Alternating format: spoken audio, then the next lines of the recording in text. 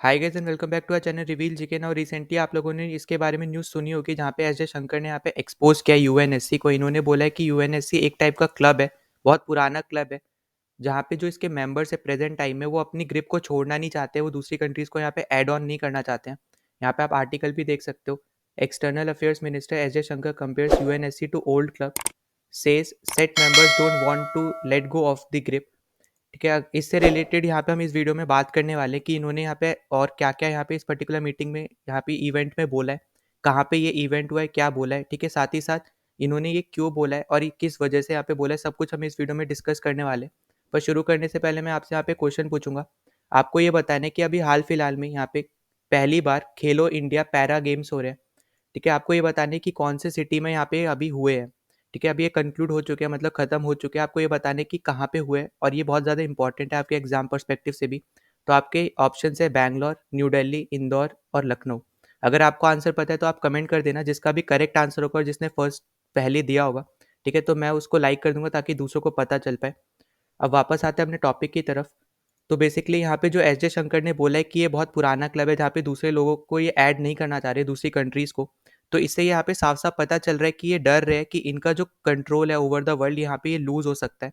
और साथ ही साथ हमें ये भी देखने को मिला है कि यहाँ पे एस जय शंकर ने ये भी बोला है कि जो यूएनएससी है, यहाँ पे ये जो भी डिसीजन लेते हैं ना, ये नहीं चाहते कि कोई भी कंट्री उस डिसीजन को यहाँ पे स्क्रूटनाइज करे या क्वेश्चन करे। ठीक है, मतलब चेक करे या क्वेश्चन करे उस पर्टिकुलर डिसीजन को।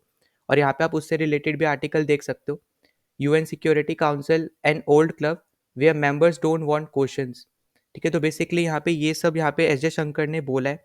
और यहाँ पे इन्होंने ये भी बोला है कि जितने भी यहाँ पे कंट्रीज है वो सब चाहती है कि यहाँ पे रिफॉर्म्स आए। अब क्योंकि यहाँ पे रिफॉर्म्स नहीं आ रहे हैं, ठीक है, लैक ऑफ रिफॉर्म्स की वजह से जो यूएनएससी की वैल्यू है वो दिन बाय दिन यहाँ पे घटती जा रही है।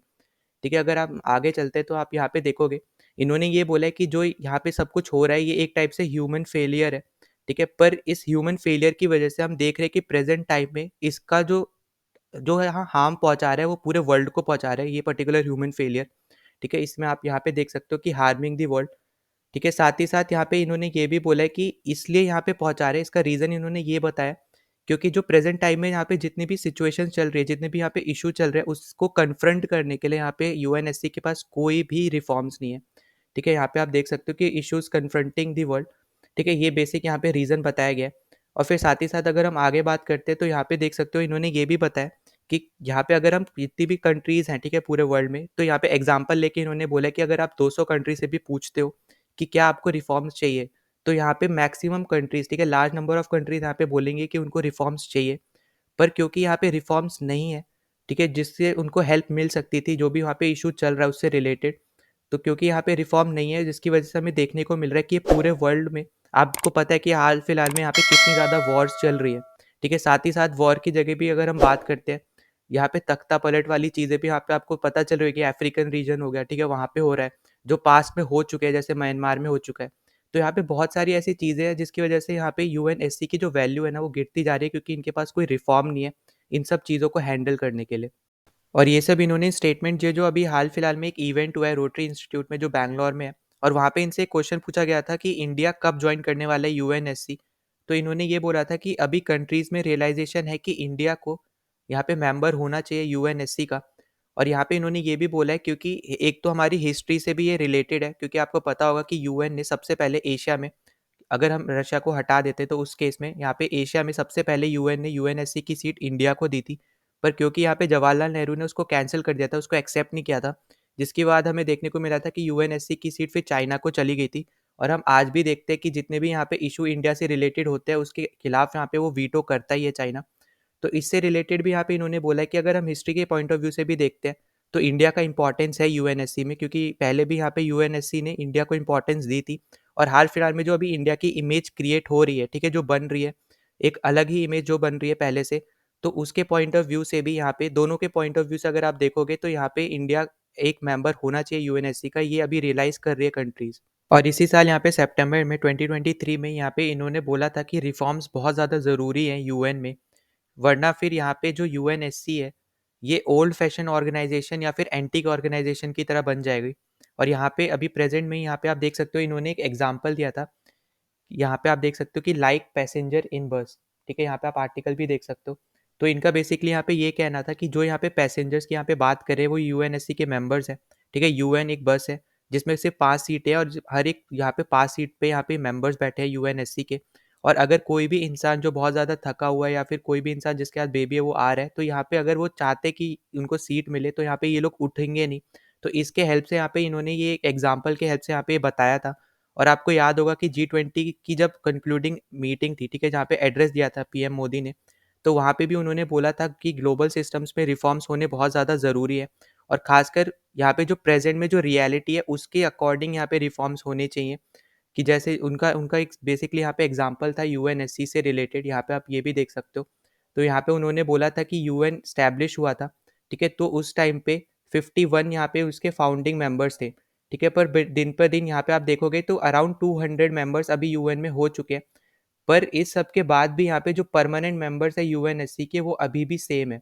तो यहाँ पे पीएम मोदी ने ये चीज़ से यहाँ पे इनको बोला था कि क्यों यहाँ पे रिफॉर्म्स बहुत ज़्यादा ज़रूरी है और रियलिटी जो यहाँ पे प्रेजेंट में जो रियलिटी है उससे अकॉर्डिंग यहाँ पे ज़रूरी है रिफॉर्म्स होना। और इंडिया ही इकलौता यहाँ पे पहला देश बना है जिसने ग्लोबल स्टेज पे यहाँ पे रिफॉर्म्स का इशू यहाँ पे रेज किया है। और वो क्योंकि आपको पता होगा कि यूएन में यहाँ पे यूएनएससी में इंडिया चाहता है कि वो भी एक परमानेंट मेंबर बने, क्योंकि आप यहाँ पे खुद सोच सकते हो कि मोस्ट पॉपुलस कंट्री इंडिया है, ठीक है। हाईएस्ट यहाँ पे आप बोल सकते हो फास्टेस्ट इकोनॉमी इंडिया है। फिर यहाँ पे अभी इकोनॉमीज के वाइज में अगर आप देखोगे तो 5th पोजीशन पे है। तो आप जितने भी यहाँ पे रिकॉर्ड्स भी उठा के देखोगे ना, तो इंडिया बहुत अच्छा परफॉर्म कर रहा है और इंडिया एक इम्पॉर्टेंट है पूरे वर्ल्ड के हिसाब से भी। तो इसलिए यहाँ पे इंडिया भी चाहता है कि यूएनएससी में वो एक परमानेंट मेंबर की तरह आए। और जब इसी इवेंट में यहाँ पे एस जयशंकर से ब्रिक्स से रिलेटेड यहाँ पे क्वेश्चन पूछा गया था, तो इनका कहना ये था कि ब्रिक्स बहुत जल्दी यहाँ पे ग्रो करने वाला है, ठीक है, साथ ही साथ वो गेन करेगा इन्फ्लुएंस को भी। और यहाँ पे ये भी बोला गया था कि क्योंकि यहाँ पे मेनली जो रीज़न बताया जा रहा है वो यही है कि आपको पता होगा कि अभी 6 न्यू मेंबर्स यहाँ पे ब्रिक्स में ज्वाइन करने वाले हैं, जिसकी मेंबरशिप यहाँ पे 1 जनवरी 2024 से यहाँ पे शुरू हो जाएगी रशिया की प्रेसिडेंसी के अंडर। और आपको पता होगा कि जब ब्रिक्स यहाँ पे बना था 2006 में, तो सिर्फ 4 कंट्रीज उसके ओरिजिनली मेंबर थे, ठीक है, ब्राज़ील, रशिया, इंडिया और चाइना। यहाँ पे जो साउथ अफ्रीका है वो भी 2010 में उसका मेंबर बना था और फर्स्ट कंट्री बना था एज अ फुल मेंबर, ठीक है, जो बाद में ऐड हुआ था। तो इसी में यहाँ पे इन्होंने ये बोला है कि इनके अकॉर्डिंग ब्रिक्स जो है यहाँ पे ग्रो करेगा, ठीक है, साथ ही साथ वो यहाँ पे इन्फ्लुएंस को भी यहाँ पे गेन करेगा, क्योंकि जितने यहाँ पे इसके मेंबर्स है वो सब ने एग्री किया है यहाँ पे एक्सपेंड करने के लिए ब्रिक्स को, ठीक है। तो मेन रीज़न यहाँ पे ये है पहली चीज़, क्योंकि यहाँ पे 6 कंट्रीज और ऐड होने वाली है जो मैंने आपको अभी जैसे बताया। फिर साथ ही साथ इन्होंने ये भी बोला है कि वर्ल्ड जो है एक डाइवर्स प्लेस है, ठीक है, जहाँ पे अराउंड 200 कंट्रीज ऑलरेडी है, ठीक है। तो यहाँ पे बहुत सारे कल्चर्स है, हर एक कंट्री का अपना खुद का एक कल्चर है। तो यहाँ पे यही ये बताना चाह रहे हैं कि पिछले कुछ टाइम से यहाँ पे डोमिनेंस डोमिनेंस रहा है, ठीक है, कुछ ही कंट्रीज़ का और कुछ कल्चर्स का। तो इसीलिए यहाँ पे ब्रिक्स जो है एक इम्पॉर्टेंट यहाँ पे ग्रुप उभरेगा, ठीक है, जहाँ पे ये बता रहे हैं कि इस पर्टिकुलर यहाँ पे ब्रिक्स में ऐसा कभी भी नहीं होगा कि यहाँ पे एक कंट्री की आवाज़ नहीं सुनी जाए, ठीक है। यहाँ पे जो है हमेशा यहाँ पे आवाज़ सुनी जाएगी, हर एक की आवाज़ सुनी जाएगी। और एक ही कॉन्टिनेंट से एक कोई ग्रुप नहीं बनेगा, जैसे G7 यहाँ पे एक ही कॉन्टिनेंट की कंट्री ज़्यादातर है और 2 कंट्रीज जो है वो अमेरिका साइड में है। तो जितने भी यहाँ पे आप ऐसा समझ सकते हो कि वेस्ट में जितनी कंट्रीज है उनका एक ग्रुप बना हुआ है, पर जो ब्रिक्स है वो ऑल ओवर द वर्ल्ड को देख के यहाँ पे हर एक यहाँ पे कॉन्टिनेंट से यहाँ पे कंट्रीज को एज अ फुल मेंबर यहाँ पे बनाता रहेगा, क्योंकि जो ब्रिक्स का मैसेज है वो है डाइवर्सिटी, ठीक है। यहाँ पे आप देख सकते हो according to him BRICS in a way is a message of diversity. तो यहाँ पे ये इनका कहना है। तो इसलिए यहाँ पे जो मेन चीज़ यहाँ पे उठ रही है कि यहाँ पे जो ब्रिक्स ग्रुप है, ठीक है, क्योंकि आपको पता होगा कि जितने भी G7 हो गया, ठीक है, इन सब से यहाँ पे कंपेयर किया जा रहा था। तो यहाँ पे इनका यही कहना है कि जितने वो ग्रुप्स हैं वो सब एक पर्टिकुलर रीजन को या उस पर्टिकुलर रीजन से आते हैं या फिर एक पर्टिकुलर रिलीजन को फॉलो करते हैं या फिर एक कल्चर को फॉलो करते हैं। पर जो ब्रिक्स है वो एक डाइवर्सिटी ग्रुप है, ठीक है, जहाँ पे उसका मैसेज ही है डाइवर्सिटी, जहाँ पे अलग अलग कॉन्टिनेंट से यहाँ पे कंट्रीज आएंगी, अपना कल्चर दिखाएंगी, ठीक है, अपने अलग अलग कल्चर जो है उनके वो सब यहाँ पे शो करेंगी, ठीक है, जिसकी वजह से एक भी कोई एक पर्टिकुलर कंट्री या फिर कुछ पर्टिकुलर कंट्रीज का डोमिनेंस नहीं रहेगा और ऑल ओवर द वर्ल्ड यहाँ पे शांति रहेगी। और एंड में मैं एक और चीज़ बोलना चाहता हूँ, अगर आपने अभी तक हमारे टेलीग्राम चैनल को ज्वाइन नहीं किया है तो प्लीज़ ज्वाइन आवर चैनल, ठीक है, उसका लिंक आपको यहाँ पे डिस्क्रिप्शन में मिल जाएगा इस वीडियो के।